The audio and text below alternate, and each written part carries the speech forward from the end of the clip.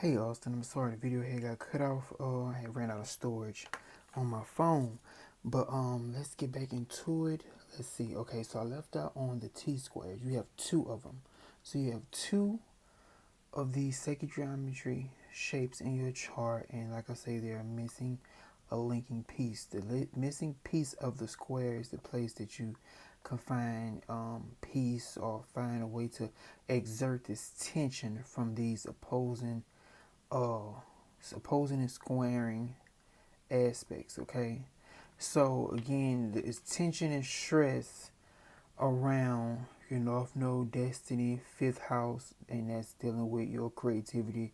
Fifth house children, fifth house is romance, fifth house is pleasure, how basically how you fall in love. Fifth house is your past life creativity, your past life talents being brought over.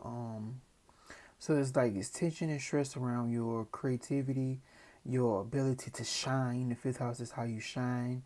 Your mind. Eighth house matters.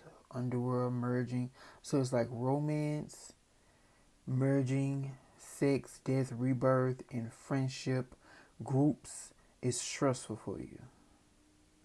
Those three areas of life, dealing with the T square, that's, having stressful conversations, those three dots. So the missing dot to relieve their stress is focus on the second house, which is Libra. And how it works with comparing romantic partners or comparing anybody chart to your own is like how they measure up and how they fit in your puzzle, how they fit in your houses. So Ebony body, she's a Libra rising. So her body falls in the second house. So it's literally like the universe said, okay, basically talk to Ebony or talk to another Libra rising, a person that has a lot of Libra energy, but it's best for the person body to fall there.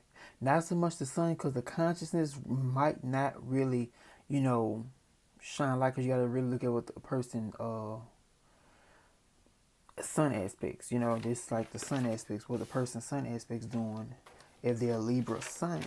Also with the Libra moon people would be more emotional and wouldn't be able to easy talk to them, because the air moons is very, very like not delusional, but it's not real stable, because they're always thinking. Even though when you're talking to them, it's like they're thinking about the next 5 minutes of the conversation. They always say it's a lot of mental energy. But like, yeah, I think you do have I think you have a Gemini moon. But going back to this, yeah, so focusing on, so both of your T squares, both answers is the second house. So second house deal with speaking up for yourself, your self-worth. The second house is the throat chakra.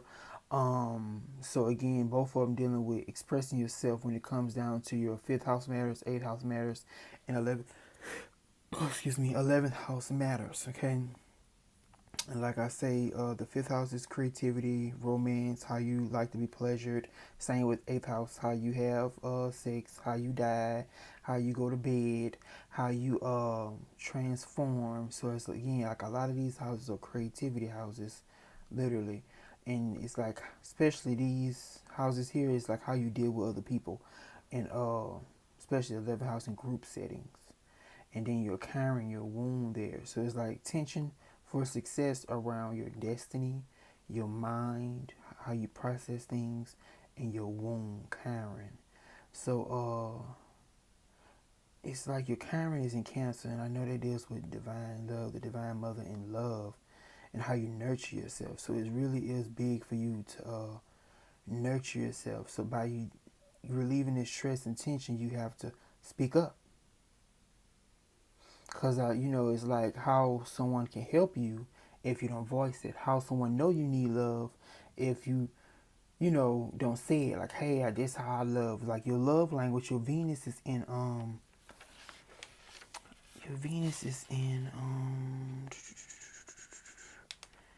is it Gemini? I have to check back because the houses. Get some water. Is this Venus in Gemini? I think your Venus might be in Gemini. Gemini or Taurus. I have to check back on that. But knowing your love language, because Venus is how you love.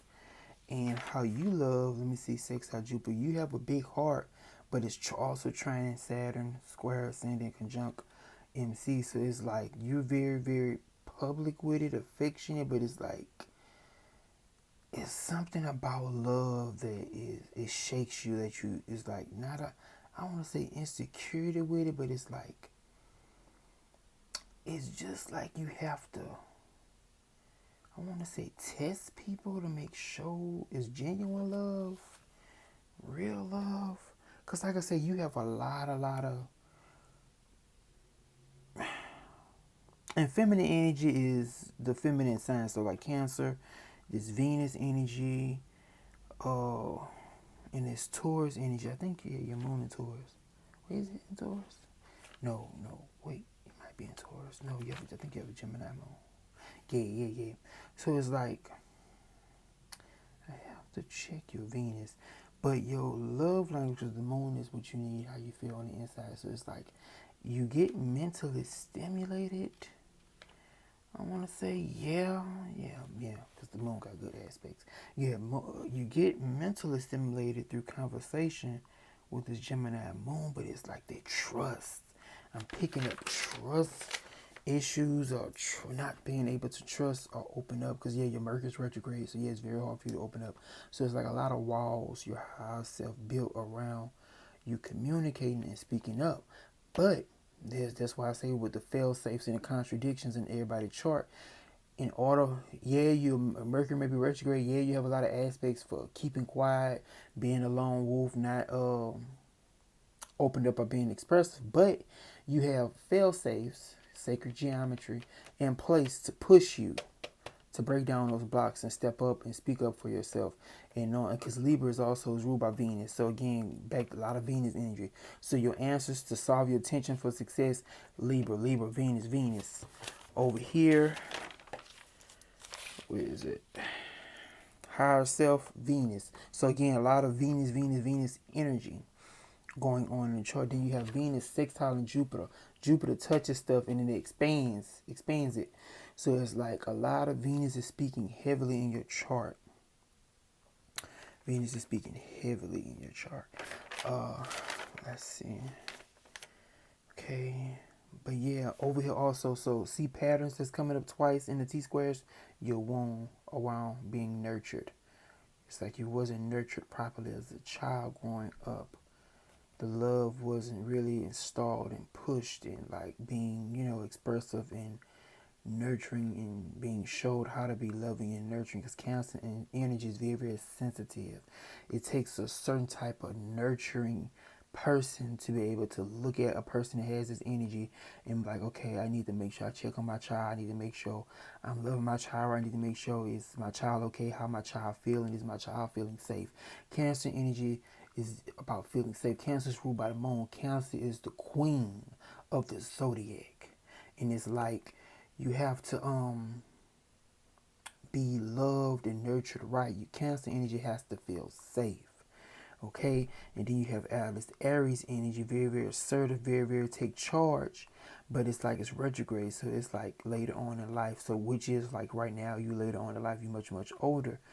So it's like you finally getting grasp or understanding this Mercury in Aries retrograde energy. So it's like it's right now, perfect timing. It's like God is shining light on you right now. God's grace is shining on you heavily to know all this stuff, because it's like it's time for you to step up. It's like it's time for you to take your place. It's like it's time for you to take your position, because by you being Virgo rising, Gemini moon, it's like you have wings, because Virgo is the fallen angel.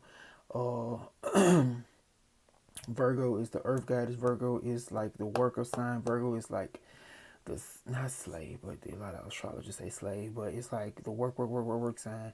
Also, Gemini is the sky sign. Gemini deal with angelic energy. So it's like you have two dots toward the angelic realms. Also, let's see. Yeah, so research more on the second house, because again, that house is speaking heavily for you. Okay. Research more on the second house, you're saving grace. So remember that, okay? Also, you have how many yards? You have 3 finger of gods. Yards, they're called in astrology. Finger of God. Special mission, spiritual evolution, increased awareness, something you have been doing for many lifetimes, is used in selfless ways to benefit others. Okay, so take heed, take note of that. So it's like you have a gift that you've been bringing over every single lifetime to master, to evolve, to keep doing, to get right. And it's look like it's like 3 different gifts. So the gift is around moon, moon, north node, your north node speaking heaven, your chart, the dragon's head, the demon's head, um, Pluto, the underworld, the psyche, the soul is speaking heaven. So again, 3rd house, the 5th house. So see your 5th house come back up again. Look at the dots. 5th house coming up again. So your 5th house creativity. So creating something, Pluto, 3rd house, communication style, hands. So creating something with your hands, also public. So it's like you meant to do something with your creativity around some mental energy that you have to manifest. So we have to talk more about that because I really want to understand like what you see that could be, because this fifth house is very like a blessing house. It's ruled by the sun, ruled by the Leo. Uh, it's like again going back to you meant to be famous, but we have to talk more and see about what famous like doing what, because the 10th house deal with the public, so it's meant to you be seen. It's meant for you to be doing something in the public. Okay, special mission, and moon is still moon is your again dealing with your inner world, public again like a celebrity, like your inner world supposed to be like a reality star. I don't want to pick one. I'm channeling reality star, but yeah, going back to the marriage aspects I talked about in the other video. So it's like, yeah, that's another that could break up the marriage thing we was talking about earlier in the other videos. Is that if you public and famous, it's like fame could get the marriage or break the marriage down. Also, that's just another awareness point, that possibility that could happen. And also you have the next yard, finger of God, Saturn, 6th house work, ascendant your head, also your body, Mars, men. So something around working with men, dealing with your body. So it's like a war. I'm picking up a war general, a general. I'm picking that up strong, a general, being able to work around and work with men, dealing with something. But it's like being able to help them. But it's Cancer energy, and Cancer energy is feminine again. It's very sensitive energy. So working around with sensitive souls, being able to help sensitive people, being able to help people that can't help themselves. Very savior energy with this yard. Also, you have Pluto coming up again. Pluto, 3rd house, your hands, your communication style, the way you communicate. Very dominant, very powerful. I'm seeing tongues, speaking in tongues, speaking in different spiritual languages. Also, again, your mind coming to Mercury, Aries, 8th house stuff. So being able to transform people with your hands. I'm picking up a powerful spiritual manifester. Also, again, 10th house coming up again. So career, public. So it's meant for you to be known for like a healer. Like how they say in church, laying on hands and being able to heal people with the hand. I'm picking up that off, being able to heal people, because the 3rd house would be the way you speak, being able to heal people through being like a motivational speaker or something like that. But get back with me, let me know how you feel, or get your questions together, because the rabbit hole always go deep, but this is just scratching the surface to see what else could be going on, because like I say, it's so much more we have to talk about dealing with astrology. So much. But like I say, thank you again for letting me be able to read your chart for you and being your guide to help you see the unseen and knowing your script. Thank you. Be blessed.